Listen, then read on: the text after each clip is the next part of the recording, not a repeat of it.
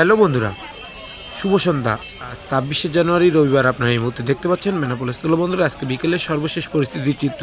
বন্ধুরা দেখতে পাচ্ছেন চিরচেনা সেই বেনাপোল স্থল বন্দর কিন্তু পুরোপুরি স্থবির হয়ে গেছে, কারণ দীর্ঘদিন ভিসা জটিলতা থাকার কারণে পুরোপুরি যাত্রীশূন্য হয়ে পড়েছে দেশের সকল স্থলবন্দরগুলো।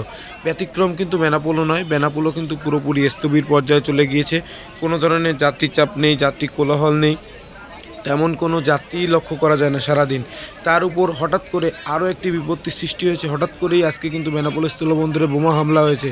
চলুন এ বিষয়ে বিস্তারিত তথ্যগুলো আমরা দেখে আসি সরাসরি। আমি দিচ্ছি, আপনার কিনে দিচ্ছি একটা, আমি কিনে দিচ্ছি। বড় অত বড় কি হবে? এইটাই হলে হবে। আচ্ছা ওইটাই নাও তো, ওইটাই নাও।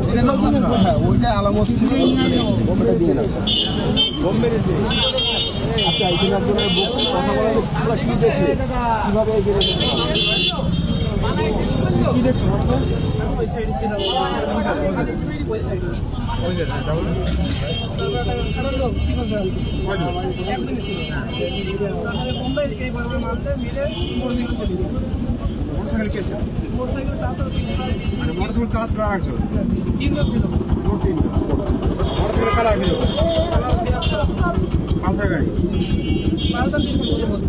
তো বন্ধুরা আপনারা কিন্তু শুনে নিলেন ইতিমধ্যে সরাসরি এখানে উপস্থিত যে মানুষের বক্তব্য। যারা প্রত্যক্ষদর্শী ছিলেন তারা কিন্তু তাদের স্টেটমেন্ট তুলে দিচ্ছেন নিরাপত্তা কর্মীদের কাছে। কিন্তু সবথেকে উদ্বেগজনক বিষয় যেটা, এত বড় নিরাপত্তা, দেশের সবথেকে বড় স্থলবন্দর এটি, চারিদিক থেকে এখানে নিরাপত্তা বেষ্টনীতে ঘেরা, তার উপর এত কিছু ভেদ করে কিভাবে এখানে বোমা হামলা হয়? তাহলে যাত্রীদের নিরাপত্তা কোথায়?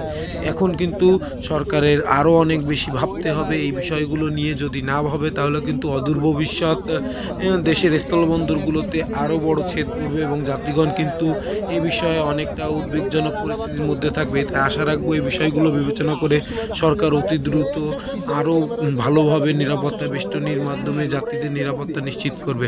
তো বন্ধুরা এই ছিল বেনাপোল থেকে সর্বশেষ সংবাদ। আশা করছি আমাদের সাথে থাকবেন, পাশে থাকবেন। ধন্যবাদ।